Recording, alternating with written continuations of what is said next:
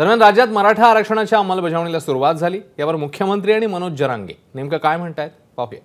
मराठा समाजासाठी हा खूप एक आनंद आणि समाधानाचा दिवस आहे की मराठा समाजाला दिलेलं आरक्षण लागू झालंय, त्याचा GR निघालेला आहे आणि मराठा समाजाला आता नोकऱ्या आणि शिक्षणामध्ये त्याचा फायदा होईल। तरुणांना, मुलांना, आणि याचं समाधान सरकारला आहे आणि मलाही आहे। हे जे आरक्षण दिलं ना, हे खूप काटछाट करून दिलेलं आहे। सरळ भरतीसाठी बघा तुम्ही नाहीये, इंजिनिअरिंगसाठी नाही, मेडिकलसाठी नाही, मग हे आरक्षण आहे कशाला?